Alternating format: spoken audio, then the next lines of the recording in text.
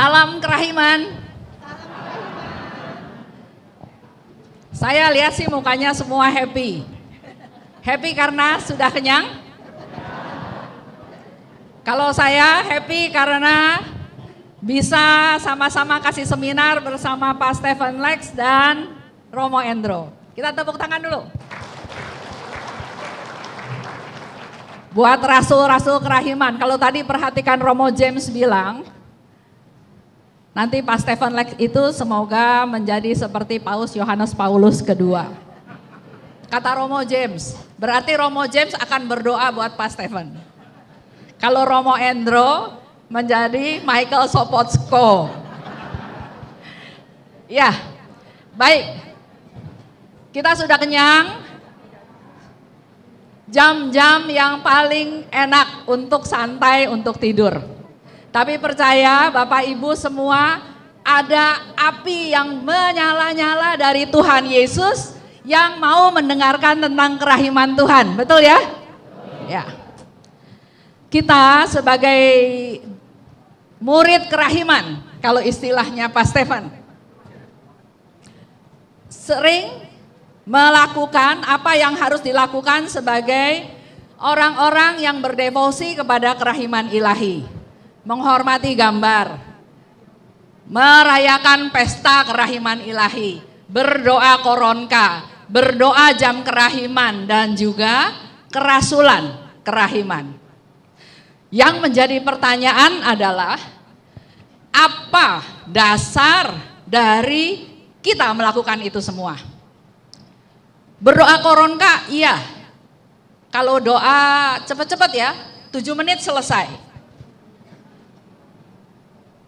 Nah, yang siang hari ini saya mau bahas sama-sama adalah apa yang menjadi dasar dari apa yang kita lakukan. Kita berdoa jam kerahiman seperti tadi Pak Stephen bilang. Kita sudah diajarkan juga. Kadang kita mencari excuse, sibuk, waktunya nggak tepat. Tapi Pak Stephen tadi bilang, kalau mau pasti bisa. Amin.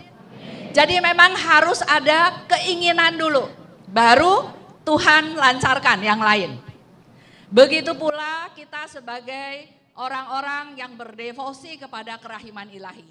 5 cara Bapak Ibu boleh lakukan. Tapi dari 5 cara ini ada pegangan, ada dasar, ada pilar yang harus Bapak Ibu pegang. Sebetulnya 2 pilar ini juga teman-teman pasti sudah tahu semua. Coba sebutin, 1.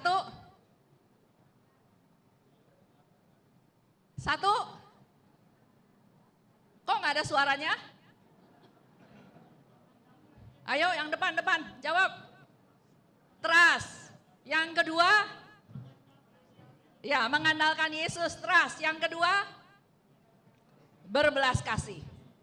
Kita semua tahu dari awal dasar kita mengenal devosi kerahiman ilahi, selalu yang menjadi dasar itu adalah 2 hal tadi. Trust, percaya penuh pada Tuhan, dan berbelas kasih. Nah, sekarang saya mau ajak Bapak Ibu untuk merefleksi, untuk mengevaluasi diri kita sendiri. Apakah saya menghormati gambar, saya melakukan pesta kerahiman, saya berdoa koronka, saya berdoa pada jam kerahiman atau mewartakan kerahiman Tuhan, sudah berdasarkan 2 pilar tadi. Kalau Bapak Ibu belum melakukan dengan dasar 2 pilar tadi, bukan orang-orang yang berdevosi kepada kerahiman ilahi. Mudah-mudahan saya nggak salah ngomong. Nanti saya dimarahin sama Pak Stephen. Tapi menurut saya, dasar itu harus menjadi dasar kehidupan rohani kita. Ya, trust dan mengandalkan Tuhan. Ini yang jadi pegangan ya, dan sesi ini saya akan bahas tentang 2 hal ini. Ya, kenapa kita harus mengandalkan Tuhan?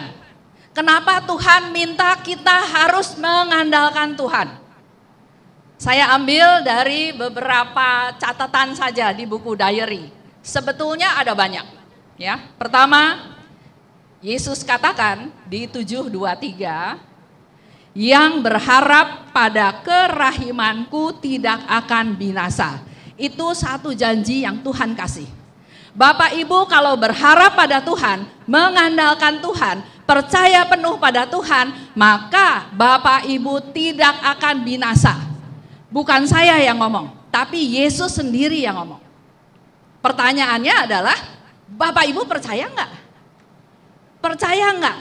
Kalau percaya, maka yang Yesus katakan, kalau berharap pada kerahimanku, kata Yesus, maka Bapak Ibu tidak akan binasa. Itu yang menjadi pegangan kita. Ya. Yang kedua, di 1578, di situ dikatakan, rahmat kerahimanku hanya dapat diperoleh dengan menggunakan satu bejana, yakni pengharapan. Di nomor yang lain Yesus bilang, semakin besar pengharapan Bapak Ibu, semakin berlimpah rahmat yang Tuhan kasih. Bahkan kita nggak sanggup nampung dan kita akan mengalirkannya, menyalurkannya pada orang lain. Jadi syarat Bapak Ibu berdevosi kepada kerahiman ilahi harus punya pengharapan yang besar. Percaya pada Tuhan. Yang ketiga, banjir rahmat akan menggenangi jiwa-jiwa yang rendah hati. Jiwa yang sombong akan selalu tinggal dalam kemiskinan dan kepapaan. Sebab rahmatku menghindar dari mereka dan mengalir kepada jiwa-jiwa yang rendah hati. Itu ada di 16:02. Orang yang sombong, orang yang merasa saya lebih pintar, saya lebih tahu, saya punya pangkat, saya punya pengalaman, saya lebih hebat dari orang lain, itu adalah orang-orang yang sombong. Dan orang-orang yang sombong tidak akan memperoleh rahmat dari Tuhan. Karena Yesus sendiri bilang, rahmatku hanya mengalir kepada yang rendah hati. Dan orang yang rendah hati adalah orang yang merasa dirinya papa, tidak berdaya, berdosa. Semakin kita rendah hati, semakin rahmat Tuhan mengalir kepada orang-orang yang rendah hati. Ini bicara tentang kenapa harus mengandalkan Tuhan. Lanjut. Nah, pilar yang kedua, berbelas kasih. Saya juga ambil hanya 1, 2, 3 nomor saja. Yesus katakan begini, aku minta agar engkau melaksanakan perbuatan-perbuatan kerahiman yang harus muncul dari kasih kepadaku. Kapan saja, di mana saja, engkau harus mengamalkan belas kasihan kepada sesama. Engkau tidak boleh menghindarinya atau berusaha mencari-cari dalih untuk membebaskan diri darinya. Saya garis bawahi harus muncul dari kasih kepadaku. Kita sering melakukan pelayanan, baksos, mengunjungi panti asuhan, panti werda, atau ke penjara, atau banyak hal yang bisa kita lakukan untuk melakukan pelayanan. Tapi pertanyaannya adalah, apa alasan, apa dasar Bapak Ibu melakukan pelayanan tersebut? Supaya terkenal? Memenuhi tugas? Karena sudah punya program setahun sekali harus ke panti werda, maka pergi ke panti werda? Nah, Yesus siang hari ini katakan, apa yang Bapak Ibu lakukan, dasarnya adalah harus karena kasih kepada Tuhan. Itu dulu dasarnya. Jadi kalau saya melakukan sesuatu, bukan karena saya mau, bukan karena ini program komunitas saya, tapi lebih ke arah saya lakukan untuk mengasihi Tuhan enggak? Sebagai bukti mengasihi Tuhan enggak? Itu yang Tuhan minta. Jadi bukan pelayanan yang besar, bukan pelayanan yang hebat, tapi Devosi kerahiman ilahi itu sebetulnya adalah lebih ke arah relasi kita dengan Tuhan. Penampilan kita, aktivitas kita, mungkin secara manusia menilai. Tapi yang betul-betul kita lakukan itu dari dalam hati kita, apakah tulus atau tidak, hanya Tuhan yang tahu. Ya, jadi di sini Yesus mau ingatkan, kalian boleh berbelas kasih kepada sesama, tapi dasarnya satu, harus muncul dari kasih kepadaku. Kalau di firman Tuhan kan Yesus pernah bilang, apa yang kamu lakukan kepada orang yang paling hina atau apa yang kamu lakukan kepada orang yang kecil, kamu lakukan untuk aku. Dasarnya itu. Dan Yesus bilang, jangan menghindar. Jangan, ya udah Tuhan, hari ini saya belum pelayanan, besok aja. Ketemu orang yang perlu dibantu, enggak Tuhan, besok aja. Saya sendiri juga lagi ruwet. Yesus bilang di sini, kapan saja engkau harus mengamalkan belas kasihan. Enggak boleh menghindar. Masih banyak nggak di sini yang suka menghindar? Pura-pura nggak lihat. Engkau tidak boleh menghindar atau cari dalih, cari alasan. Orang itu udah saya ampuni 1 kali, tapi masih berdosa lagi, masih salah lagi. Enggak Tuhan, stop. Petrus tanya kan kepada Yesus, berapa kali kita mengampuni dosa orang? 7 kali? Berapa? 70 kali 7 kali. Hafal kan? Tapi kalau ada orang menyakiti ibu, berapa kali orang itu diampuni? Sekali, 2 kali, 3 kali, 4 kali, buang muka. Enggak mau kenal. Susah. Nah, makanya ibu dipanggil sama Tuhan untuk masuk ke dalam komunitas devosi kerahiman ilahi untuk latihan bagaimana caranya bisa mengampuni orang.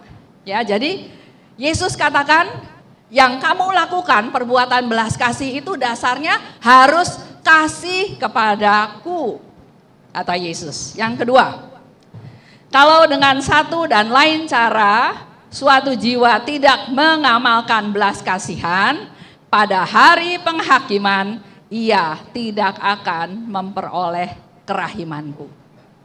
Kalau Bapak Ibu menghindar, kalau Bapak Ibu tidak peduli, acuh tak acuh, masa bodoh dengan orang di sekeliling kita yang harusnya kita bantu, di diary tersebut dikatakan pada hari penghakiman kita pun tidak akan memperoleh belas kasihan Tuhan.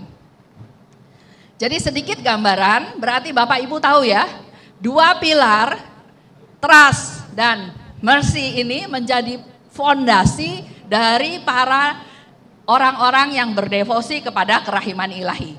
Karena tadi saya sudah jelaskan ada alasannya kenapa Yesus minta seperti itu. Nah, sekarang supaya nggak ngantuk nih ya, saya mau cerita dari perjanjian lama. Tahu Adam dan Hawa? Tahu ya? Adam dan Hawa tahu? Nah, suatu hari, ini cerita. Maksudnya tidak persis mungkin seperti Alkitab, tapi suatu hari Hawa ini ketemu sama ular. Terus si ular tanya ke Hawa, Hawa, kata Tuhan, kamu nggak boleh makan semua buah yang ada di taman ini, betul kan? Betul nggak? Betul nggak? Siapa yang bilang salah? Tunjuk jari. Ya, apa?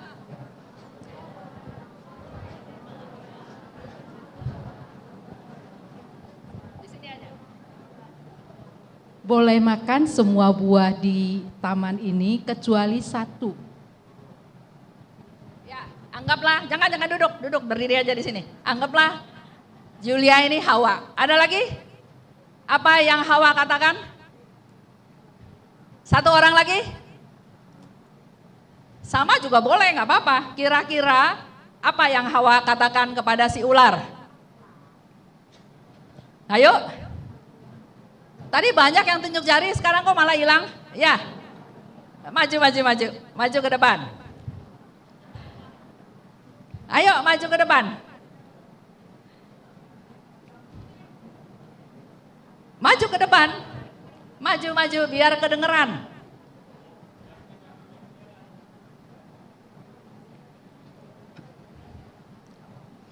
Apa kata Hawa? Ular ini, jadi dia blame ular itu untuk melakukan. Apa kata Hawa waktu ular itu bilang? Bilang apa? Jadi mungkin saya salah tangkap kan?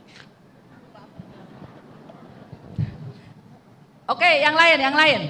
Tadi kan ular itu bilang, kata Tuhan, kamu nggak boleh makan semua buah yang ada di dalam taman itu. Katanya salah kan? Apa si Hawa bilang? Ayo Pak Hendrik jawab.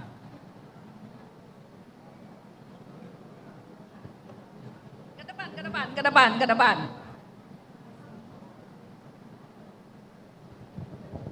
Semua boleh dimakan, tapi hanya satu yang tidak boleh dimakan sama. Oke, terus si ular tanya lagi, kenapa nggak boleh dimakan?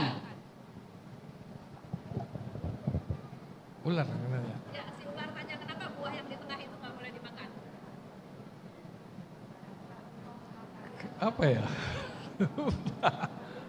Oke, kenapa buah yang di tengah nggak boleh dimakan? Jangan duduk Pak, begini berdiri tetap.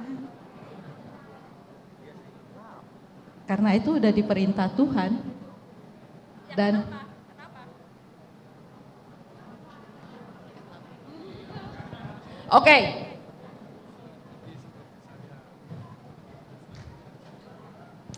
Oke. Jadi teman-teman harus tetap teman-teman boleh sini Siska maju ke depan. Ayo cepat. Waktunya jalan terus. Kan ular bilang semua yang ada di sini tidak boleh dimakan. Terus si Hawa jawab, boleh dimakan kecuali yang tengah. Kenapa pohon yang di tengah itu tidak boleh dimakan buahnya? Karena jika buah itu dimakan, maka si Hawa itu akan mengetahui mana yang baik dan mana yang buruk, dan dia akan seperti Allah. Ini loncat. Pertanyaannya, ini apa ngantuk atau apa ya?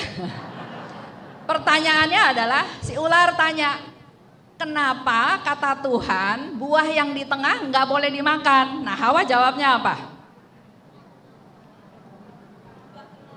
Karena buah yang di tengah itu adalah buah pengetahuan dan kalau kamu makan kamu akan mati. Ingat nggak? Di sini dulu aja nggak apa-apa Bu, ya biar dipamerin. Belum. Nah, kita mau belajar dari Hawa. Ya. Kita harus tahu si ular, si jahat, si penipu itu mudah sekali memancing Bapak Ibu. Ini 4 orang ini adalah 4 orang korban yang kepancing sama ular. Karena ular menjebak. Dia tanya sama Hawa, Hawa, semua buah yang ada di taman ini nggak boleh dimakan kan? Dan si Hawa ini sombong, sok tahu, sok ngajarin si ular. Makanya dia bilang, enggak begitu. Tuhan bilang, semua buah yang ada di taman ini boleh dimakan kecuali yang tengah. Nah, yang saya mau kasih tahu adalah kalau kita membuka peluang berbicara dengan penipu, dengan si jahat, dengan si penggoda, maka Bapak Ibu sudah masuk ke dalam pencobaan. Kenapa menjawab si ular? Karena mereka so tahu, lu salah, gua bener. Nah, dalam hidup kita sehari-hari juga kita sering seperti itu. Kalau ada orang yang salah, kita suka ingin menjelaskan bahwa lu salah, gua bener. Itu udah salah satu kesombongan. Ini kita bicara hati-hati ya. Ini maaf ya Bapak Ibu di depan, biar terkenal. Ya. Nah, lihat belajar dari Yesus. Yesus pernah ditanya juga kan? Yesus selalu jawab nggak? Enggak. Kalau pertanyaan itu menjebak, Yesus nggak mau jawab. Yesus diam aja. Jadi ini saya mau kasih contoh. Hawa merasa tahu, merasa hebat, dia melakukan komunikasi, berelasi dengan si jahat. Jadi kunci pertama kita tergoda karena kita membuka peluang bicara dengan si jahat. Nah, selanjutnya lagi, setan bilang begini, ini Hawa ya. Setan bilang begini, enggak seperti itu. Kamu kalau makan pohon yang di buah yang di tengah, kamu akan seperti Tuhan. Kamu bisa tahu yang buruk dan yang baik, dan kamu tidak akan mati. Terus yang Hawa lakukan apa? Makan buahnya atau enggak?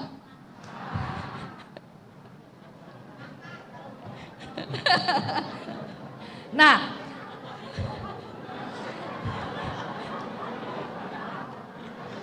oke, lanjut ya. Pada waktu Hawa makan buah itu, mati enggak?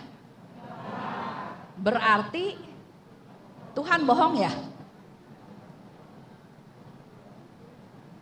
Jadi kalau kita mendengarkan bujukan si jahat dan kita ikutin bujukan si jahat, tanpa kita sadari kita sedang menuduh Tuhan bohong. Tuhan bilang kan, jangan makan buah yang di tengah, kalau makan kamu mati. Dan kita makan artinya Tuhan bohong, betul nggak? Nah, inilah yang saya mau Bapak Ibu waspada. Pada saat kita tidak melaksanakan perintah Tuhan, sebetulnya pada saat itu Bapak Ibu tanpa ngomong, sebetulnya sedang menuduh Tuhan bohong. Jelas nggak? Jelas nggak? Jadi kita harus hati-hati dengan sikap kita, jangan nggak apa-apa lah, kali ini langgar aja. Sebetulnya kita sedang menganggap Tuhan itu bohong. Nah, yang mau saya katakan atau kita belajar dari Hawa adalah karena dia sombong awalnya, so tahu, membuka komunikasi dengan si jahat, terjebak dalam komunikasi, akhirnya kebujuk untuk makan buah. Padahal dia sudah diingatkan oleh Tuhan, jangan makan buah yang di tengah karena kalau makan kamu akan mati. Kalau saya percaya sama Tuhan, Tuhan ngomong kayak gitu, ini 3 orang pasti gak makan buah. Nah, kita manusia itu lemah. Makanya harus berjaga-jaga, jangan masuk ke pembicaraan yang menyebabkan kita jadi lengah. Karena Bapak Ibu sudah berdiri di sini, jadi saya kasih hadiah. Lumayan lah ya. Lumayan. Oke, terima kasih. Kita belajar dari Hawa, ya. Kelemahan Hawa adalah dia kurang percaya. Kalau dia kurang percaya, maka pasti nggak taat. Karena nggak taat, pasti tidak bisa mengandalkan Tuhan. Begitu pula dengan Bapak Ibu semua. Kalau tidak atau kalau kurang percaya dengan apa yang Tuhan firmankan, otomatis kita tidak taat dengan perintah Tuhan. Kalau nggak taat sama perintah Tuhan, otomatis saya tidak akan mengandalkan Tuhan. Betul nggak? Betul nggak? Setuju nggak? Setuju, oke. Sekarang saya mau ajak Bapak Ibu bicara tentang Abraham. Tahu Abraham? Tahu ya? Yesus bilang atau Allah Bapa bilang, Abraham, kamu pergi ke tanah terjanji, pergi ke sana. Abraham pergi nggak? Pergi. Terus waktu Abraham lihat bintang di langit banyak sekali. Terus Tuhan bilang, keturunanmu akan sebanyak bintang-bintang di langit. Abraham percaya nggak? Percaya. Tapi dia bilang, gimana saya punya keturunan segitu banyak, saya nggak punya anak. Allah Bapa kasih anak, namanya Ishak. Dan Allah bilang, melalui Ishak maka keturunanmu akan banyak seperti pasir di laut, di pantai. Setelah Ishak agak besar, Allah Bapa bilang, Abraham, Kamu bawa anak kamu ke atas gunung, jadikan korban. Ya? Apa yang dilakukan oleh Abraham? Kenapa Pak melaksanakan? Percaya gimana? Kan katanya melalui Ishak nanti dia punya keturunan yang banyak. Kalau Ishaknya mati, mencintai siapa? Mencintai Tuhan lebih besar daripada mencintai anaknya. Alasannya mencintai atau percaya?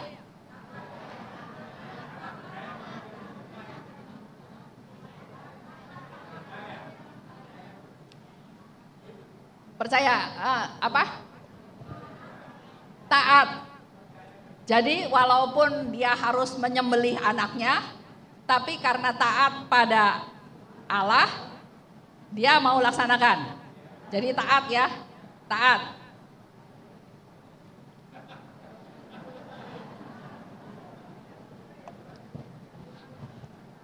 Oke. Sebagai seorang ayah, sekarang saya minta bapak-bapak yang jawab. Sebagai seorang ayah yang tiba-tiba Tuhan bilang, malam ini kamu korbanin anak kamu.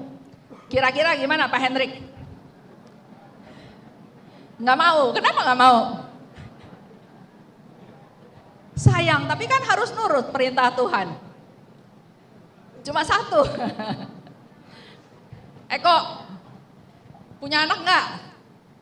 Nah kalau Tuhan minta gimana?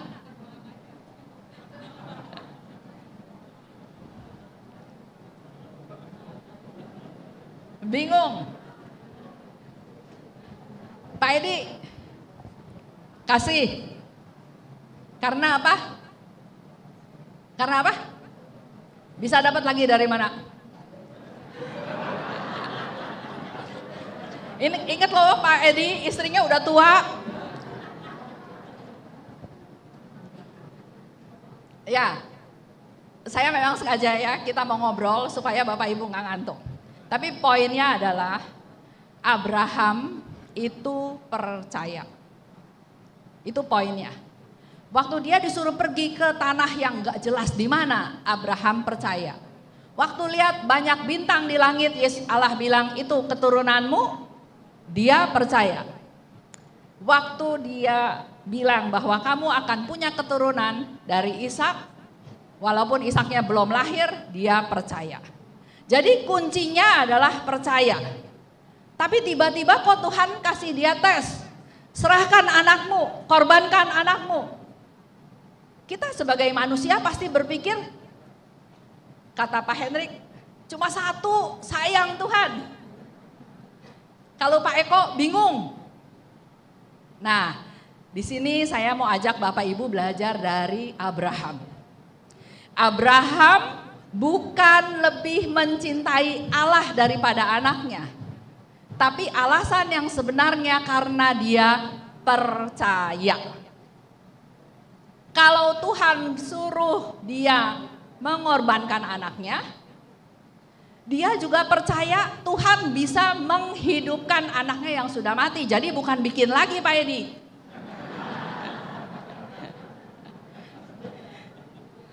Ya, nah di Roma, saya dapat ayatnya ya di Roma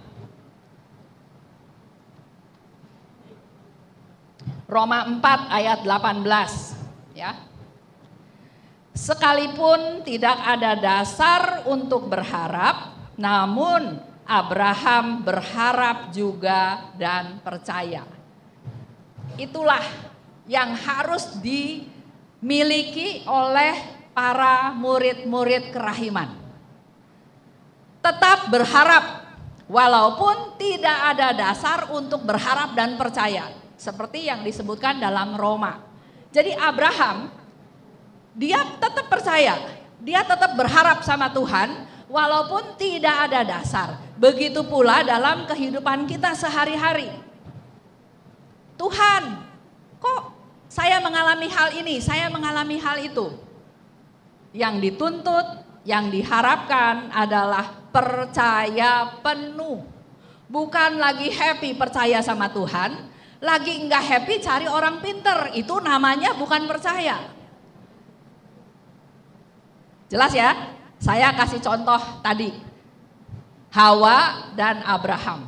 Hawa jatuh ke dalam dosa karena dia kurang percaya. Bapak ibu yang kurang percaya sama Tuhan, maka pasti tidak akan taat. Seperti Pak Hendrik, jangan Tuhan, anak saya cuma satu. Kalau Eko bingung, nanti Tuhan jawabnya besok-besok. Karena kurang percaya maka tidak taat. Kalau tidak taat pasti tidak akan mengandalkan Tuhan. Kita nggak mungkin mengandalkan Tuhan atau kita nggak mungkin mengandalkan seseorang kalau kita nggak percaya sama dia. Ya, lanjut. Nah, sekarang saya mau ajak Bapak Ibu refleksi ke hidup kita masing-masing. Kita juga mungkin suatu hari akan mengalami tes seperti Abraham. Masa iman kita diuji. Mengalami masalah, mengalami susah, gagal, sakit, masalah satu nggak beres, ada lagi masalah lain. Akhirnya timbul pertanyaan, Tuhan itu di mana ya? Kok Tuhan nggak dengar doa saya? Saya tuh nggak ngerti jalannya Tuhan. Saya sudah hidup benar, saya sudah berbuat baik, kok gagal lagi. Atau sudah berdoa, kok Tuhan kayaknya masa bodoh. Ada pergumulan. Dan Bapak Ibu jangan pernah berpikir tidak akan mengalami tes ini. Semua orang pasti akan mengalami. Karena tes-tes ini digunakan oleh Tuhan untuk seperti Abraham. Kita naik tingkat, kita naik kelas. Ya. Nah, saya mau bawa contoh lagi satu tentang Bunda Maria. Bunda Maria ngerti gak sih sebetulnya apa rencana Tuhan? Nggak ngerti juga. Tiba-tiba malaikat datang, kamu akan mempunyai seorang anak laki-laki dan akan dinamai Yesus. Gimana Tuhan? Saya nggak punya suami. Tenang, nanti Roh Kudus. Apa? Nah, sekarang saya tanya sama ibu-ibu deh. Kira-kira kalau malaikat bilang begitu, percaya nggak? Ibu? Bingung ya? Gimana caranya gitu ya? Suster? Boleh nggak tanya sama suster? Boleh juga nih suster. Kalau suster waktu itu jadi Maria, tiba-tiba malaikat bilang seperti itu, terus apa reaksi suster? Salah ya, saya nanyanya ke orang suci. Nah, sama Ibu Hilda deh. Akan melahirkan seorang anak laki-laki. Hah? Bingung ya. Maria juga sama seperti kita. Dia pasti mengalami banyak yang tidak mengerti. Tapi ingat satu hal. Dia punya iman. Percaya. Sehingga apa yang dikatakan oleh Maria? Aku ini terjadilah. Semua bisa ngomong kayak gitu. Pertanyaannya adalah pada waktu Bapak Ibu mengalami masalah, bisa ngomong kayak gitu nggak? Berusaha. Bisa?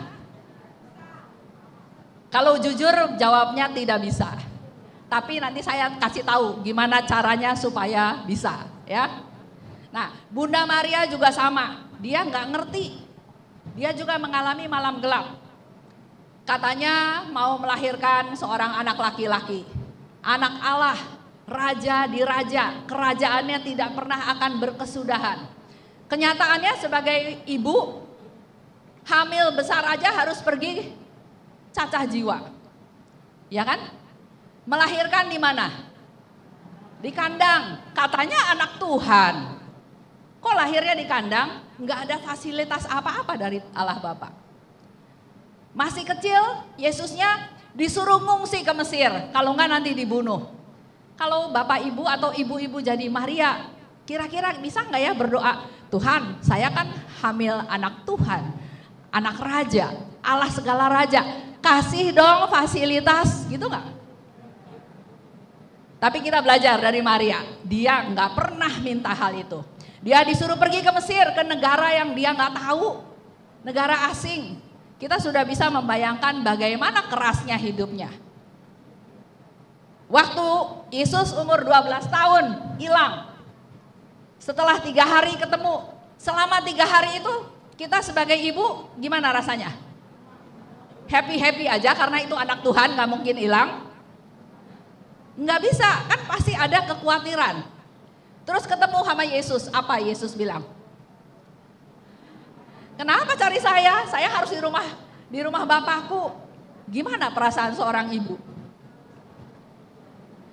Terus Yesus dianggap juga sinting.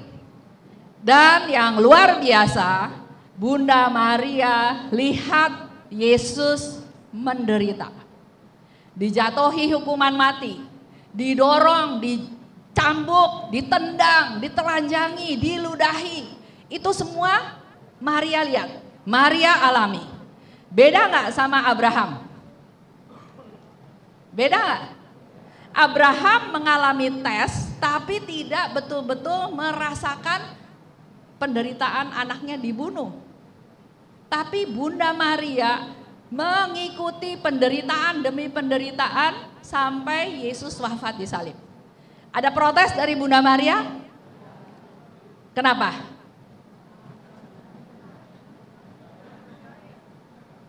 Iya, kuncinya karena dia percaya pada firman Tuhan.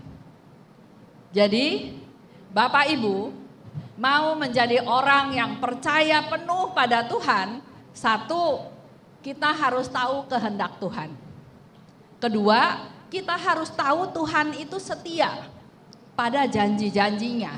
Janjinya itu iya dan amin. Dan yang ketiga, kita harus tahu Tuhan itu setia pada janji-janjinya, walaupun kenyataannya kontradiksi. Tidak ada hal-hal yang menunjukkan bahwa Tuhan akan memenuhi janjinya. Seperti yang Bunda Maria alami. Dia mengandung anak Allah, tapi lahir di kandang. Dia dikasih tahu Yesus itu akan punya kerajaannya tidak akan berakhir, tapi kok sengsara mati di kayu salib. Jadi yang dialami oleh Maria itu semua bertolak belakang dengan apa yang Tuhan janjikan. Tapi kalau kita percaya penuh pada Tuhan, maka segala hal yang dia alami tidak menjadi kendala dia untuk tidak percaya. Jelas ya? Devosi kerahiman bukan devosi yang mudah. Doa koronka bisa. Jam kerahiman tadi Pak Stefan sudah ajarin bisa. Nggak usah lama-lama, nggak usah 1 jam, 5 menit cukup. Tapi saya mau katakan siang hari ini dengan sungguh-sungguh bahwa devosi kerahiman itu adalah devosi yang sangat tinggi tingkatannya, di mana yang main itu adalah perasaan kita dengan Tuhan, ketulusan. Pelayanan Bapak Ibu, aktivitas apa semua nggak ada gunanya, tapi Tuhan lihat ketulusan. Itu yang mau kita latih. Tulus, mengandalkan Tuhan, betul-betul berusaha dalam setiap peristiwa yang kita alami, mengandalkan Tuhan. Ya, lanjut. Nah, saya mau kasih tahu, ternyata kalau kita belajar dari Bunda Maria, ternyata percaya pada Tuhan dan memuji Tuhan itu ada kaitan yang sangat erat. Kita bisa baca dari Lukas ya, Lukas. Pada waktu Maria akhirnya bilang, aku ini hamba Tuhan, terjadilah padaku menurut perkataanmu, dan setelah itu Bunda Maria memuji Tuhan. Ya betul? Di Magnificat ya, dia memuji Tuhan. Karena ternyata kalau saya percaya sama Tuhan, apapun yang terjadi, saya tetap harus bisa bersyukur dan berterima kasih, dan kita harus nyatakan dengan suatu pujian. Dengan kita memuji Tuhan, artinya saya percaya sama apa yang Tuhan katakan. Sehingga di Alkitab disebutkan kan, Yesus minta bersyukurlah senantiasa. Betul gak? Dalam segala hal. Dan ternyata dari Bunda Maria kita bisa belajar, dengan kita percaya pada Tuhan, maka yang kita alami bukan kita komplain, bukan kita mengeluh, tapi bersyukur. Dengan Bapak Ibu bersyukur, artinya Bapak Ibu sudah percaya pada apa yang Tuhan katakan. Lanjut ya. Ini disebutkan cara menghayati trust, percaya, memuji dan bersyukur pada Tuhan dalam segala hal. Percaya bahwa apa yang Tuhan katakan akan Tuhan penuhi. Nggak tahu kapan, tapi itu yang menjadi pegangan, percaya. Iman itu adalah suatu anugerah, harus kita minta, bukan sesuatu yang hasil kerja saya. Dengan baca buku, 1 hari 5 buku habis, buku Alkitab juga hafal, iman kita belum tentu tumbuh. Iman itu adalah anugerah yang harus kita minta dari Tuhan. Dan percaya pada Tuhan itu seperti kasih, nggak bisa dipaksa, harus dijejelin ya, harus percaya, nggak bisa. Itu proses, itu anugerah. Jadi kalau Bapak Ibu hari ini, siang hari ini ada di sini, punya iman, bersyukur. Karena di luar sana masih banyak orang yang tidak percaya akan kebaikan Tuhan. Percaya, mengandalkan Tuhan, dengan cara melaksanakan kehendaknya. Lanjut. Nah ini sedikit tips ya. Bapak Ibu kan masih hidup semua, masih hidup nggak? Masih hidup, masih dikasih napas, artinya Tuhan mau Bapak Ibu untuk semakin hari semakin menjadi lebih sempurna. Amin. Bukan jadi tambah ngaco ya, pakailah waktu yang Tuhan kasih untuk semakin hari semakin menyerupai Tuhan. Karena kita semua sebetulnya sedang berjalan menuju kemana? Kemana? Kematian, betul. Suatu hari saya akan mati. Nah, pakailah waktu yang Tuhan kasih untuk terus berusaha menjadi semakin baik di hadapan Tuhan. Pertama, stepnya, tahu rencana Tuhan. Bapak Ibu bisa baca kan dari Alkitab, dari buku-buku begitu banyak, apa rencana Tuhan. Yang kedua, tadi ada ibu di sini bilang susah, ya kan? Memang nggak bakal bisa berjuang sendiri, harus mohon bimbingan. Ketiga, dalam proses hidup kita sehari-hari, ada jatuh bangun, ada kekecewaan, ada kegagalan. Tapi itulah proses yang Tuhan izinkan terjadi supaya kita punya attitude, punya sikap untuk bisa mengandalkan Tuhan seperti seorang anak. Mengandalkan Tuhan itu nggak bisa otomatis. Tuhan, saya mau mengandalkan Tuhan. Curahkan rahmat-Mu Tuhan, Roh Kudus-Mu, terus tiba-tiba langsung 100%. Nggak bisa. Proses, ya, proses. Dan yang keempat, kalau Bapak Ibu mau mengandalkan Tuhan, Bapak Ibu harus bersatu dengan Tuhan. Caranya dengan misalnya menerima komuni, mengikuti perayaan Ekaristi. Setiap hari kita menerima komuni, kita menerima tubuh Tuhan. Seperti kita minum suplemen. Setiap hari minum suplemen, badan kita jadi lebih sehat nggak? Begitu pula dengan kita ikut perayaan Ekaristi. Kalau lihat Bapak Ibu yang hadir di sini, rata-rata umurnya udah di atas 50, di atas 60. Harusnya udah masuk ke masa pensiun. Masa waktu di mana banyak waktu senggang, betul nggak? Nggak usah ke kantor kan? Tapi pada rajin ke misa pagi nggak? Nggak masih Pak, masih enak tidur. Mulai hari ini semoga Bapak Ibu tergerak. Kalau masih dikasih waktu, sehat, pergilah ke perayaan Ekaristi. Karena di diary ya, saya lupa nomornya, Yesus bilang, kehidupan kekal di surga bisa mulai di bumi. Nggak usah tunggu kita mati baru kita menikmati hidup kekal. Yaitu dengan cara kita menerima komuni. Kalau kita menerima komuni, kita tuh udah bersatu sama Tuhan. Dan itulah kehidupan kekal. Jadi bisa dimulai di bumi, nggak usah tunggu kita mati. Trust bukan emosi ya atau pengetahuan. Nah di sini saya katakan, percaya pada Tuhan itu adalah suatu relasi. Relasi itu harus dibina, harus dipraktekkan. Nggak bisa bilang, Tuhan saya percaya Engkau, nggak pernah baca firman, nggak pernah baca diary Faustina, nggak pernah pergi ke gereja, pokoknya saya percaya Tuhan. Nggak bisa. Relasi itu perlu bertemu, ngobrol. Nah nanti ya di jam kerahiman, kenapa Pak Stephen bilang yang namanya jam kerahiman itu adalah doa pribadi. Betul. Kenapa banyak Zoom? Itu kan dulu zamannya pandemi. Dan kita ingin mengajak teman-teman yang belum bisa doa jam kerahiman untuk ikut doa jam kerahiman. Gini loh doa jam kerahiman tuh seperti ini. Tapi kenapa jadinya keterusan? Kenapa jadinya semakin banyak orang yang keenakan dengan Zoom di jam kerahiman?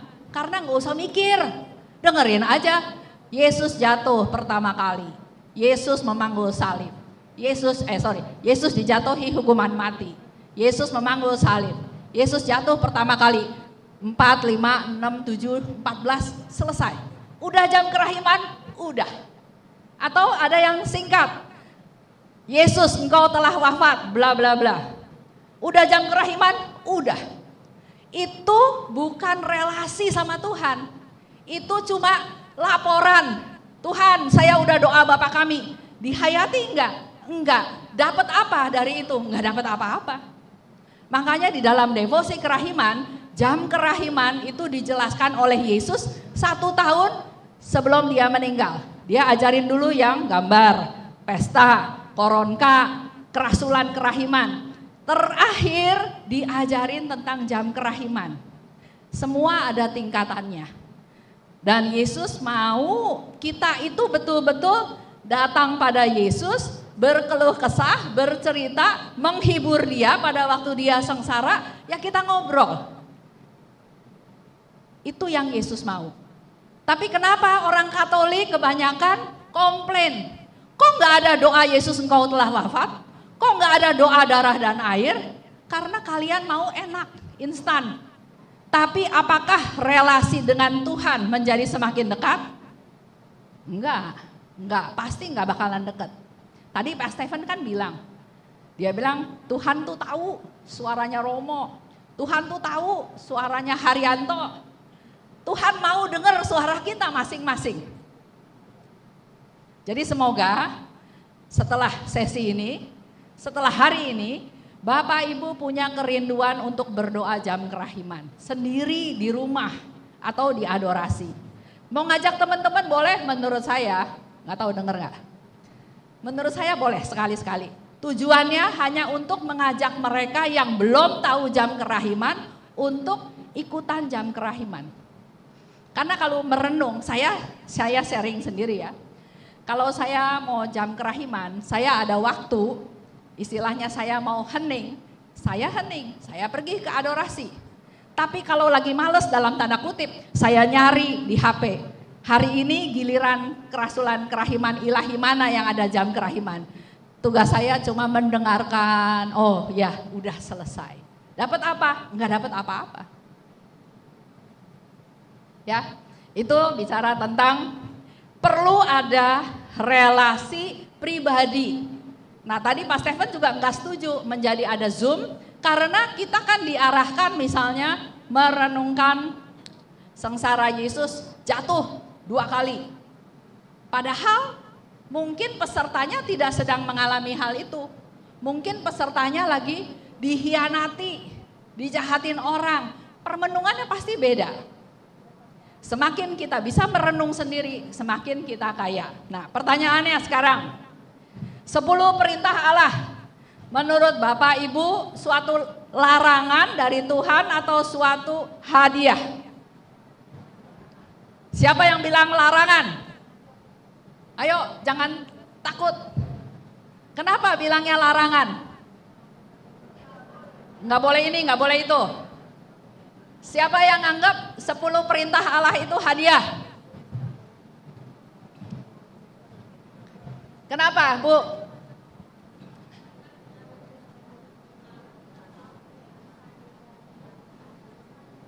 Padahal kan isinya tidak boleh membunuh, tidak boleh mencuri, tidak boleh bersaksi dusta.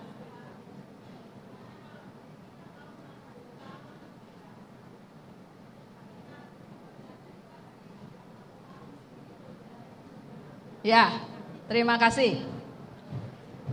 Ini Ibu udah jawab, saya kasih buku, Bu.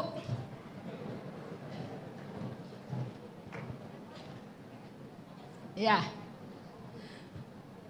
10 perintah Allah. Memang banyak kata jangan. Jangan mencuri, jangan mengingini hak orang lain, jangan membunuh, jangan. Kita langsung berpikir secara pikiran manusia, pikiran duniawi, ini larangan. Mari Bapak Ibu berpikir di atas itu, di luar yang tersurat. Kenapa Tuhan mengatakan tidak boleh ini, tidak boleh itu? Dia punya tujuan, dia punya maksud. Dan Tuhan itu baik, jadi dia nggak mungkin kasih yang jelek. Dia selalu memberi hadiah. Dan saya mau bilang, 10 perintah Allah itu bukan larangan, tapi hadiah dari Tuhan yang Maha Rahim. Lanjut, kita lihat ya. Ya Pak Wawan, lanjut.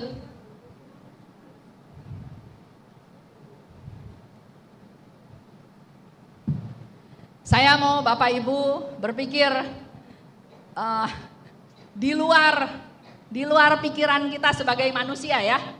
Jangan terkotak-kotak, hanya pikiran sempit. Kehendak Tuhan. Tuhan punya kehendak.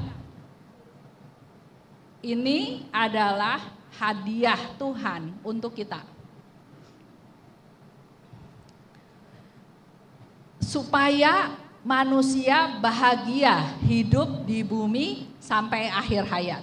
Contoh, jangan mencuri. 10 perintah Allah ada kan? Jangan mencuri. Tuhan bilang jangan mencuri. Karena orang yang mencuri hidupnya damai enggak? Takut ketahuan.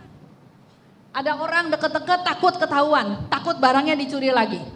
Ada orang mulai memperhatikan takut, wah jangan-jangan dia tahu saya mencuri. Tidak ada damai. Orang yang mencuri tidak akan mengalami damai. Oleh sebab itu Tuhan bilang jangan mencuri. Tujuannya apa? Supaya Bapak Ibu mengalami damai.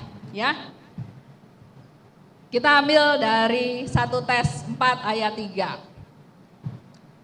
Kehendak Tuhan itu tujuannya adalah supaya kita menjadi kudus, supaya hidup kita kudus. Atau di 1 Tim 2 ayat 4. Supaya semua orang diselamatkan. Itu kehendak Tuhan. Jadi jangan terfokus pada aturannya, tapi kita harus punya pandangan yang luas di mana Tuhan itu punya kehendak dan kehendaknya bukan untuk kepentingan Tuhan, tapi untuk kepentingan kita. Tuhan ingin menyelamatkan semua orang, ya. Jadi kehendak Allah, rencana Allah, firman Allah bukan untuk membuat kita hidup susah, tapi justru supaya kita menjadi kudus. Lanjut. Nah, ini saya minta Bapak Ibu simak semua ya. Kalau ada yang gak setuju, boleh tunjuk jari. Kalau Tuhan adalah sangat penting untuk saya, setuju nggak? Tuhan itu sangat penting untuk saya. Setuju. Kalau Tuhan tahu, kalau Dia adalah Tuhan saya dan saya tahu Dia mencintai saya, Tuhan mengasihi saya. Setuju nggak? Setuju. Apapun yang dia lakukan untuk saya adalah pernyataan kasihnya dia kepada saya. Setuju nggak? Tuhan lakukan sesuatu itu untuk menunjukkan kasihnya kepada saya. Contoh ya, contoh. Saya pernah diajak kerjasama sama teman sama-sama gereja. Dia bilang, Esther, kita invest di satu perusahaan terkenal, pasti untung. Terus saya setor uang. Waktu itu uangnya ya lumayan banyak lah ya. Waktu itu setor kalau nggak salah 300 juta. Seminggu kemudian teman saya bilang uangnya hilang. Kok bisa hilang? Iya, katanya uangnya dibawa lari sama temannya dia. Saya bilang, saya nggak mau tahu uang itu dibawa lari sama teman kamu. Yang saya tahu, saya setor uang itu untuk beli saham. Kalau uang itu sudah jadi saham dan PT-nya bangkrut, saya terima uang itu hilang. Tapi kalau uangnya belum dibeliin saham dan tiba-tiba dengan seenaknya bilang uangnya hilang, saya nggak bisa terima. Apalagi teman gereja. Nah di situ ya, jangan hanya karena teman gereja terus urusan uang gampang-gampang. Bisnis, teman-teman. Nah, mengalami hal tersebut, ada rasa kecewa, ada rasa marah, ada rasa, kok gini ya Tuhan, teman gereja kok kayak gini gitu ya. Tapi melalui suatu proses, saya sampai bisa ke satu titik di mana terima kasih Tuhan. Suami saya bilang, kok bisa terima kasih? Segala yang terjadi pasti Tuhan izinkan itu terjadi. Karena mungkin saja saat itu saya ditipu 300 juta. Tapi kalau saya nggak lewati momen ini, mungkin saya akan ketipu jauh lebih besar. Bisa nangkep nggak? Ya. Nah, jadi buat Bapak Ibu semua, setiap peristiwa itu nggak ada yang sia-sia. Dan kalau Tuhan izinkan itu terjadi, pasti Dia akan memberi kita kesempatan untuk belajar. Lu jangan bodoh kata Tuhan, hanya karena bikin tanda salib besar, terus dia orang dewan paroki, terus percaya 100%. Jangan. Ya, itu contoh ya. Kejadiannya ada, tapi maksud saya Tuhan mau kasih kita, walaupun gagal, tapi melalui kegagalan ada sesuatu yang Tuhan mau kasih. Lanjut ya. Jadi kalau belum Pak Wawan. Kalau Tuhan adalah sangat penting untuk saya, kalau Dia Tuhan saya, kalau saya tahu Dia mencintai saya, kalau saya tahu apapun yang Dia lakukan karena Dia mengasihi saya tahu Dia peduli pada kebahagiaan saya, maka kalau kita tahu semua itu alasannya, maka saya bisa menerima perintah-perintahnya sebagai suatu hadiah dari Tuhan untuk kebaikan saya. Ya, Bapak Ibu, kata-kata ini bawa pulang. Kalau saya tahu Tuhan mengasihi saya, kalau saya tahu Tuhan peduli saya, kalau saya tahu Dia pasti memberikan saya yang terbaik, maka apapun kehendak Tuhan, apapun rencana Tuhan, pasti baik untuk saya. Jadi kita tinggal laksanakan saja. Ya, lanjut. Saya udah dikasih kode. Nah, ini belajar dari Santa Faustina, ya. Faustina bilang begini, aku ingin memandang segala sesuatu dengan pandangan bahwa tidak suatu pun terjadi tanpa dikehendaki oleh Allah. Seperti Bunda Maria juga mengalami ketidakmengertian. Begitu pula dengan Santa Faustina. Tapi dia punya prinsip. Kalau ini terjadi, pasti Tuhan izinkan terjadi. Jadi kalau terjadi, kalau saya terjadi ditipu orang, ya sudah. Tuhan izinkan terjadi, selesai. Udah jangan dipikir-pikir panjang-panjang. Lanjut. Apapun yang diberikan, belum Pak. Apapun yang diberikan Allah padaku akan ku terima. Juga kalau kehendak Allah itu sulit. Dengan menderita, dengan dianiaya, dengan disiksa, dengan dicela. Lewat semua itu, jiwaku seperti Kristus. Jadi Bapak Ibu harus mengambil pandangan, sudut pandang positif untuk segala hal yang terjadi. Seperti Suster Faustina bilang, saya dihina, saya dianiaya, saya ditipu, enggak apa-apa. Dengan saya menerima hal tersebut, maka saya menjadi semakin seperti Kristus. Jadi positif poinnya yang harus dipegang. Lanjut.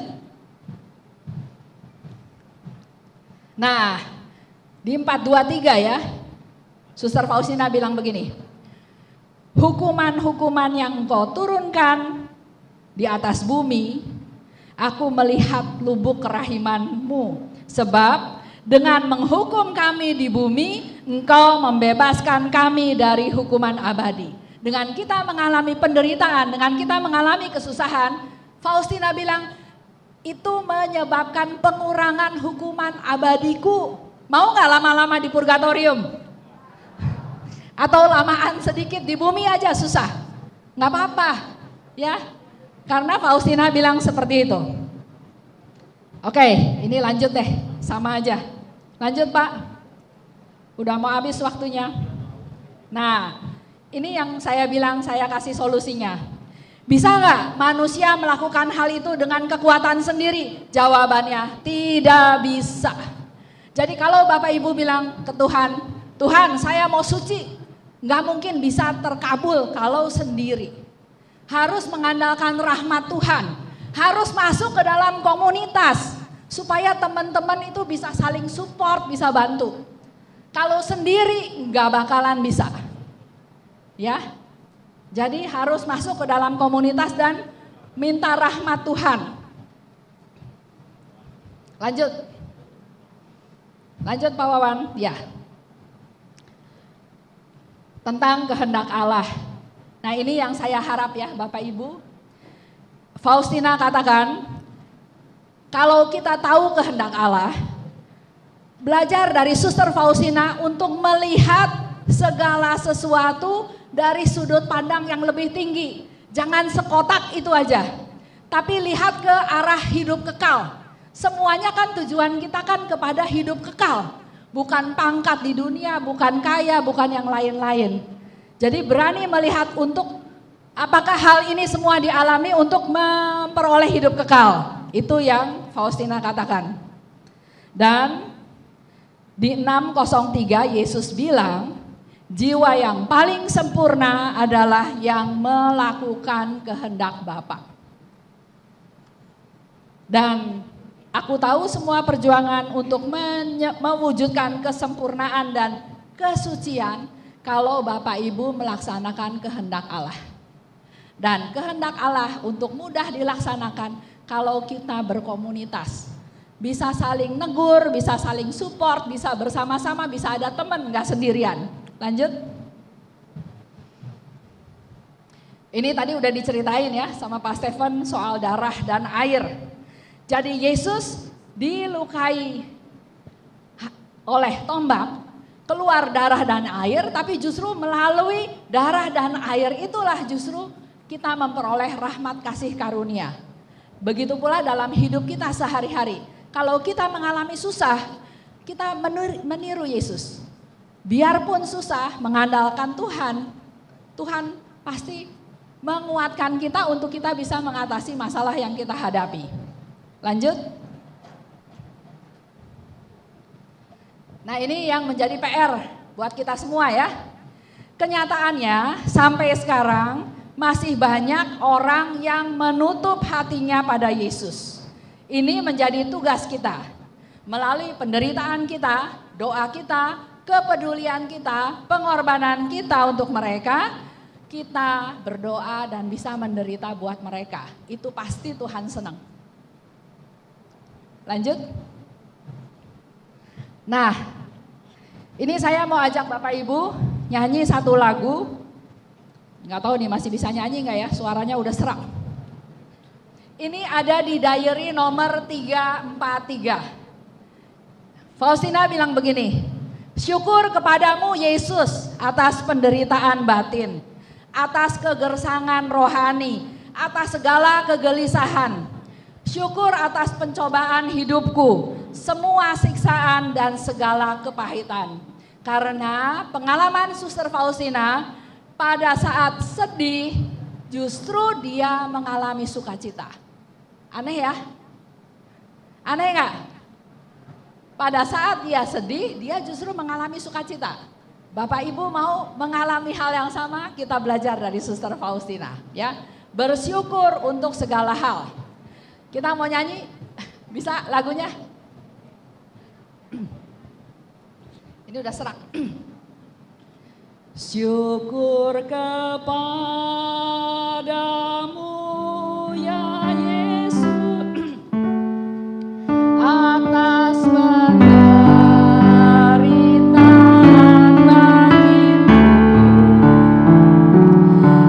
batinmu, atas kegersangan rohani, atas segala kegelisahan. Syukur kepadamu ya Yesus atas penderitaan hidupku, atas semua siksaan, atas segala kepahitan.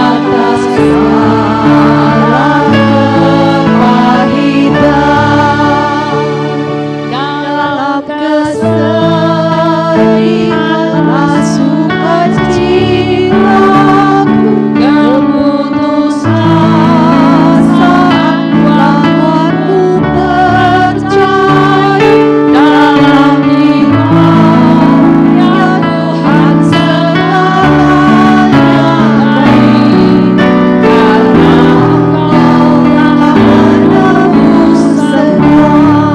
Jadi buat Bapak Ibu yang sedang mengalami pencobaan, yang sedang mengalami tantangan, kegelisahan, kekhawatiran, kita nyanyi lagu ini bersama Santa Faustina. Karena melalui kesedihan, dia malah mengalami sukacita. Ya, lanjut. Masih ada waktu buat saya? Lanjut. Oke, itu tadi saya bicara tentang bagaimana menjadi orang yang percaya penuh pada Tuhan. Harus dicoba. Segala hal yang dihadapi harus dijalani, harus diatasi. Pilar yang kedua adalah berbelas kasih. Semua orang juga sudah tahu tentang 7 perbuatan rohani, 7 perbuatan belas kasih rohani, dan 7 perbuatan belas kasih jasmani. Kalau ada yang lapar dikasih, kalau ada yang haus dikasih. Ada orang lapar, tapi saya cuma punya minum, dikasih enggak? Orangnya lapar, saya punyanya minum, dikasih enggak? Kok dikasih?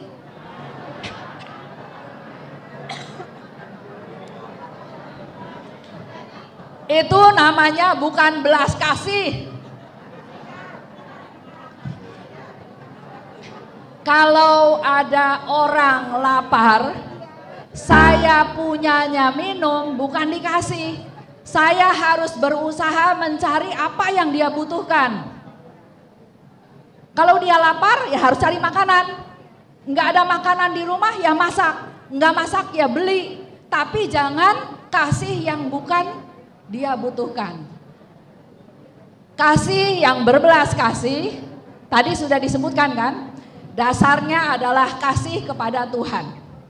Orang yang berbelas kasih adalah pertama, dia peduli. Ada orang susah, nggak usah sampai dia ngaku. Misalnya Ibu Hilda bilang, Esther kamu tahu nggak saya susah? Saya bilang susah apa? Keren. Tapi kita harus menjadi orang yang peka. Jangan tunggu dia ngadu, tapi kita yang harus peka. Pertama ya. Peduli. Yang kedua, kalau kita tahu dia susah, kita harus berempati, ikut merasakan kesusahan mereka. Jangan syukurin, jangan masa bodoh. Kalau sudah ikut berempati, ikut merasakan kesusahan mereka, step berikutnya adalah apa yang harus saya lakukan untuk bisa menolong dia. Menolong bukan hanya sekedar menolong, ditolong syukur enggak ya udah, tapi harus sampai kita bisa meringankan beban mereka. Seperti kisah orang Samaria yang baik hati.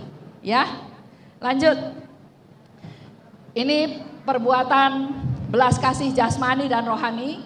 Kalau Bapak Ibu nanti tertarik, kita bisa bahas satu persatu karena ini juga banyak penjelasannya. Dan saya mau tutup sesi ini dengan yang Suster Faustina lakukan. Dia di 163, dia berdoa pada Tuhan. Tuhan, jadikan hatiku berbelas kasih. Jamahlah mataku Tuhan, supaya mataku penuh belas kasih. Jamahlah mulutku Tuhan, supaya mulutku penuh belas kasih. Jamahlah tanganku Tuhan, supaya tanganku penuh belas kasih. Bahkan Suster Faustina bilang, jamahlah kakiku Tuhan, supaya kakiku penuh belas kasih. Suster Faustina yang sudah begitu erat hubungannya dengan Tuhan Yesus saja berdoa. Inilah salah satu bukti kerendahan hati. Dia berdoa, dia minta supaya Tuhan menjamah dia. Pikirannya, matanya, telinganya, mulutnya, tangannya, kakinya, dan hatinya. Dan saya mau tutup dengan lagu ini ya, dari 163. Kalau bisa nyanyi silahkan nyanyi ya, suara saya sudah serak. Touch my heart with your mercy. Bisa? Iya. Nggak hafal teksnya. Ini ada teksnya? Oh ada. Oke, kita mulai ya. Jesus divine mercy, Jesus divine mercy, Jesus divine mercy, Jesus divine mercy.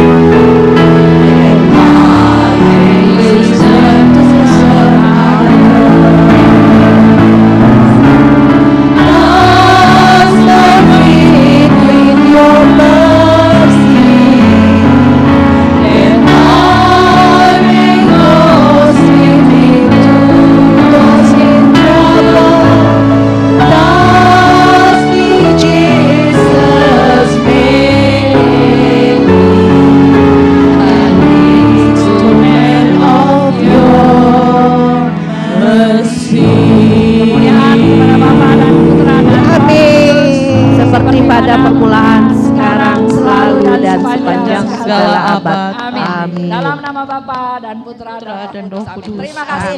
Terima kasih Bu Esther. Baik.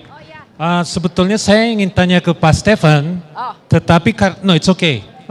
Bu Esther yang mungkin mewakili ya. Jadi pertanyaan saya mungkin merupakan juga dari teman-teman lain mengenai apakah Yesus sendiri pernah mencontohkan kepada kita di Injil ataupun ya di Injil contoh berdoa dalam membenamkan diri dalam lautan kerahiman.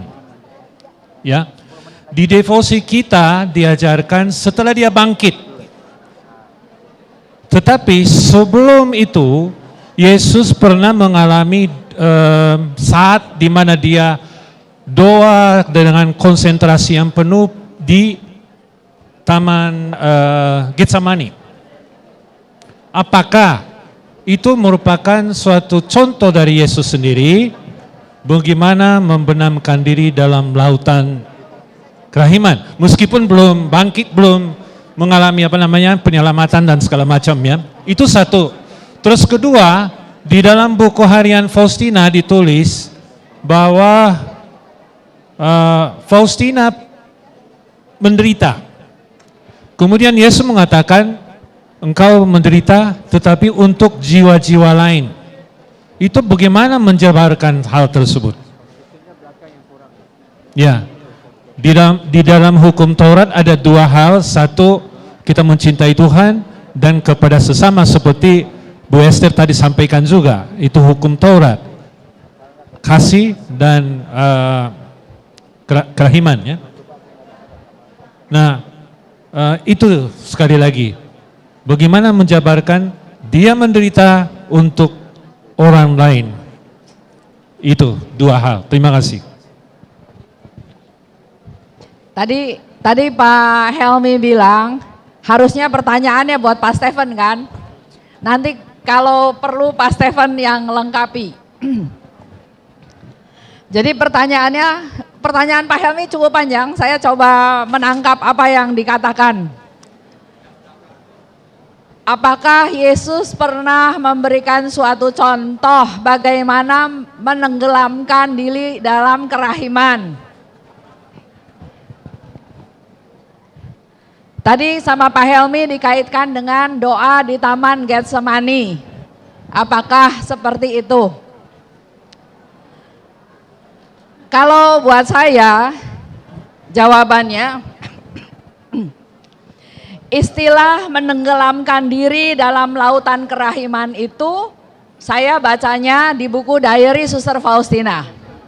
Yesus selalu bilang, terutama di dalam doa novena kerahiman ilahi ya, selalu dikatakan bawalah dan tenggelamkanlah.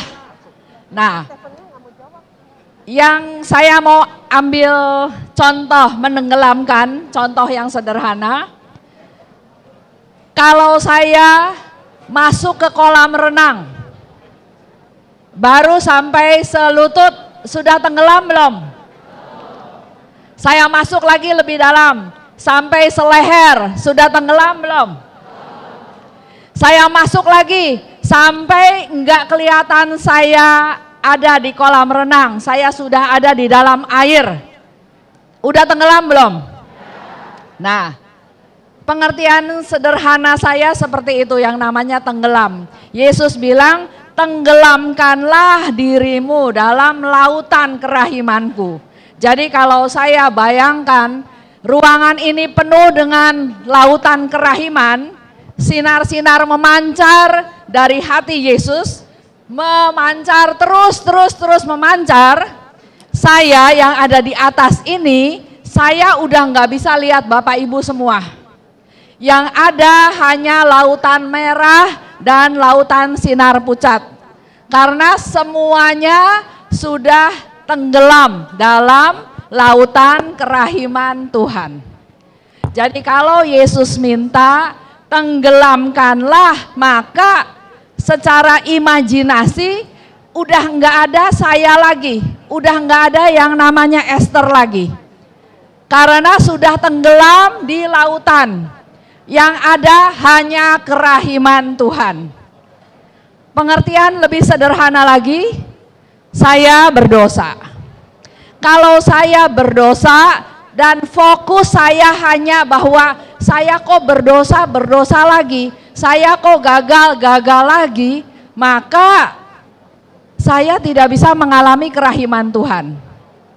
Tapi sebaliknya, saya berdosa, saya datang ke Tuhan, saya menyerahkan diri seutuhnya, semuanya dengan segala kelemahan, kesusahan, penderitaan, kepapaan, ketidakberdayaan. Tuhan, ini saya berdosa, saya tidak berdaya, saya papa, saya nggak bisa apa-apa, saya menyerahkan diri pada Tuhan. Yang ada hanya kerahiman Tuhan. Udah nggak ada lagi yang namanya Esther berdosa lagi, karena saya sudah merasakan Tuhan itu Maha Rahim. Tuhan bilang, dosamu semerah apapun, dosamu sehitam apapun, dengan kerahiman Tuhan, engkau aku bela. Jadi memang perlu proses, Bapak Ibu perlu proses, merasakan, sungguh-sungguh merasakan kerahiman Tuhan. Lihat ke kiri, lihat ke kanan, lihat ke atas, enggak ada dosa, enggak ada kelemahan, enggak ada kesusahan lagi. Yang ada kerahiman Tuhan. Itu menenggelamkan ya kalau menurut saya. Kalau contoh Yesus, mungkin saya ambilnya kata-kata Yesus. Hiduplah seperti aku, mulai dari palungan sampai wafat di salib. Itu yang Yesus minta kepada Santa Faustina. Hiduplah seperti aku mulai dari palungan sampai wafat di salib. Jadi kalau buat saya, Pak Helmi, enggak saya kotak-kotakin, tapi yang saya ambil adalah keseluruhan, di mana saya meneladan hidup Yesus yang dari palungan sampai wafat di salib. Itu aja. Yang kedua apa ya?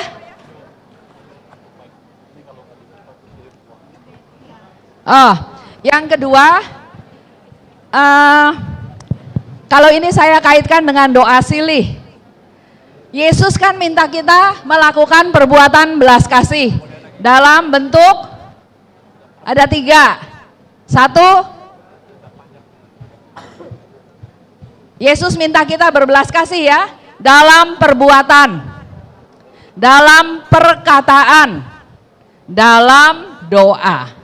Dan kalau kita lakukan itu semua dengan dasar kita kasih kepada Tuhan, mungkin kita menderita, mungkin kita susah, tapi dengan penderitaan tersebut, dengan kesusahan tersebut, kita sudah melakukan silih atas kesalahan orang itu. Jadi kalau Bapak Ibu misalnya menderita di dalam keluarga, punya anggota keluarga yang nyebelin, yang nyusahin, tapi Ibu bisa menerima itu, bukan komplain sama Tuhan, tapi berdoa buat orang itu, berdoa supaya Ibu kuat, berdoa untuk Tuhan mengampuni dia. Ibu kan menderita karena dia bersalah ya, karena dia nyusahin gitu kan. Tapi dengan Ibu terus berdoa, maka penderitaan Ibu bisa menjadi silih untuk mengampuni dosa dia. Semakin banyak Ibu berbuat baik, semakin banyak jiwa-jiwa ditolong. Jadi yang saya bilang, tidak ada penderitaan, kesusahan yang sia-sia. Syaratnya, penderitaan itu kita terima dan kita persembahkan pada Tuhan. Nanti Tuhan pakai penderitaan itu untuk menjadi silih atas dosa sendiri, tapi juga bisa dipakai untuk menjadi silih untuk dosa orang lain. Jadi jangan pernah berpikir saya menderita karena Tuhan tidak sayang saya. Tapi justru berpikir sebaliknya, Tuhan membuat saya menderita. Kita tahu firman Tuhan tidak akan dibiarkan sampai jatuh tergeletak. Jadi kalau masih mengalami penderitaan, Sebetulnya Bapak Ibu dikasih konfirmasi sama Tuhan bahwa Bapak Ibu masih lebih kuat karena tidak mungkin sampai jatuh tergeletak. Ya, ini ada pertanyaan. Apakah bisa doa jam kerahiman pada pukul 3 pagi atau harus pukul 3 sore? Siapa yang tanya saya nggak tahu. Tapi yang pasti di buku diary Suster Faustina ditulis pada saat jam berbunyi 3 kali di sore hari. Jadi Bapak Ibu jangan berpikir jam 3 pagi ya.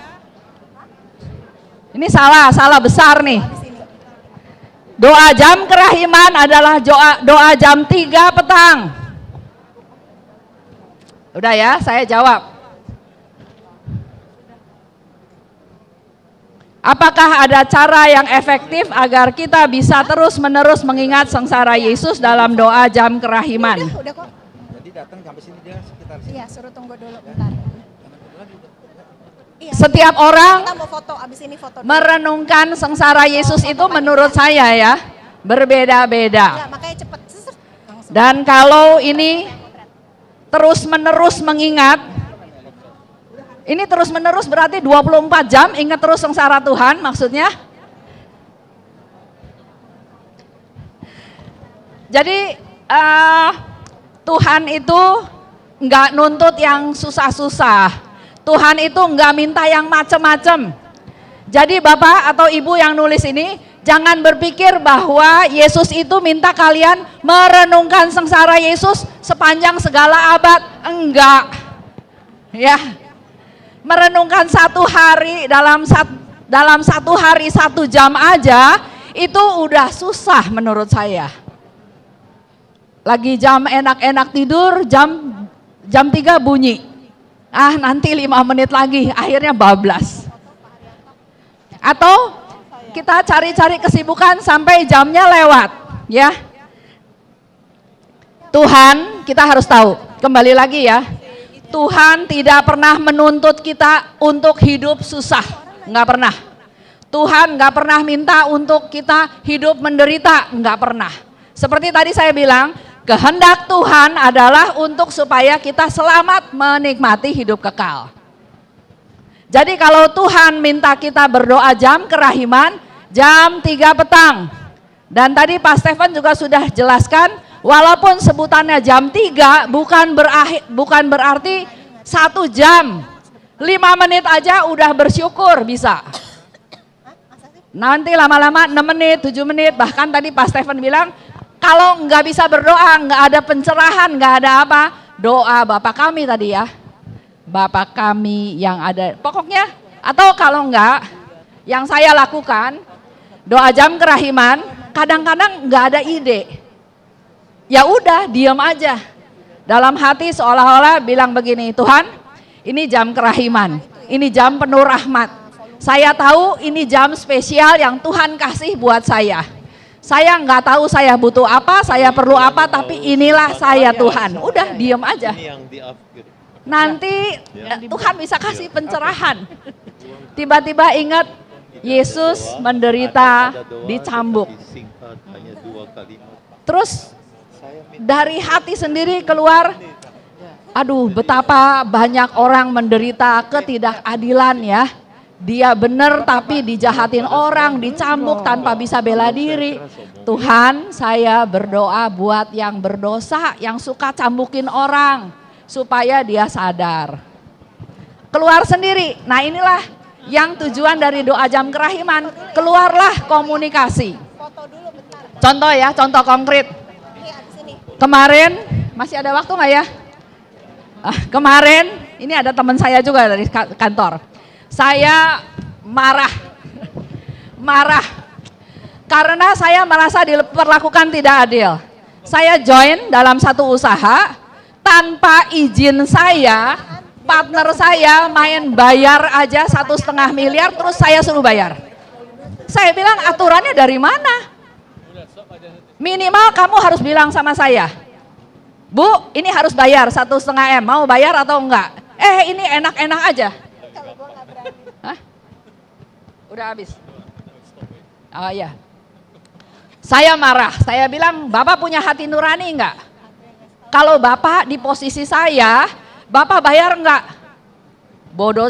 Bodoh juga pertanyaan saya ya. Karena dia memang nggak mau bayar, dia bilang, oh kalau saya di posisi ibu saya bayar. Saya langsung naik, marah. Saya bilang, Bapak nggak punya hati nurani. Terus dia bilang, kenapa? Kalau memang saya jadi ibu saya bayar. Saya bilang, pantas nggak minta izin saya, pembantu saya aja minta uang 100.000 ke saya minta perincian beli apa, beli kangkung, beli kentang, beli apa. Ini 1,5 M tanpa izin main bayar terus suruh saya bayar. Saya marah. Saya pulang ke kantor, saya cerita sama sekretaris saya. Wah ibu, ini kan masa Advent, ibu harus ngaku dosa. Saya bilang enggak, dalam hal ini saya nggak salah. Saya diperlakukan tidak adil. Tadi pagi saya ke gereja. Begitu berlutut, Tuhan bilang, kenapa kamu enggak mengandalkan saya? Kalau kamu mengandalkan saya, enggak usah marah-marah. Bapak Ibu bisa lihat enggak? Jadi memang hidup kita tuh turun naik. Pada saat kita diperlakukan tidak adil, emosinya naik, merasa benar, merasa bisa marah-marah. Bahkan saya masih happy bilang sama teman saya puas ternyata saya masih bisa marah-marah. Tapi tadi pagi waktu berlutut, Tuhan bilang, lu nggak naik kelas, kok masih marah-marah?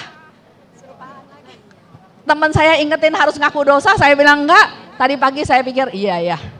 Saya harus ngaku dosa karena Bapak Ibu perlu tahu, saya itu sebetulnya sedang berdoa Salam Maria 1000 Salam Maria dalam satu hari.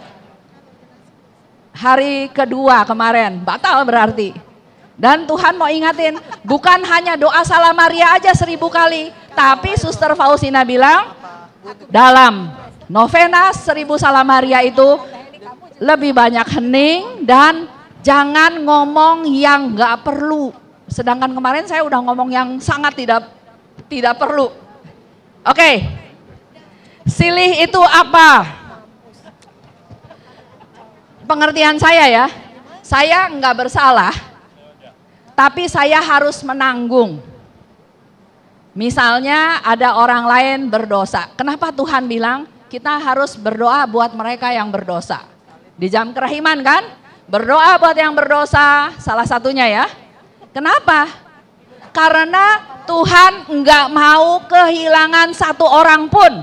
Dia mau semuanya masuk surga. Gimana caranya? Meminta kita untuk ikut berperan menyelamatkan manusia. Tuhan bisa enggak selamatkan orang itu? Bisa. Tapi kenapa Tuhan minta kita berdoa? Kenapa Tuhan kita minta berdoa ikut menjadi silih atas dosa dia? Karena kita sahabatnya Tuhan. Kita mau Tuhan jadikan kita ikut serta dalam karya keselamatan Tuhan. Jadi menjadi silih, tadi saya katakan kita bisa melalui doa, melalui puasa. Bahkan kalau Suster Faustina ya, dia suka bilang begini ke Tuhan. Tuhan, saya persembahkan seluruh karya pelayanan saya hari ini untuk si A. Itu menjadi silih. Jadi perbuatan baik kita persembahkan ke Tuhan untuk menyelamatkan si orang itu. Itu yang namanya silih. Sudah selesai pertanyaan? Selesai. Thank you. Terima kasih Bu Esther. Ya.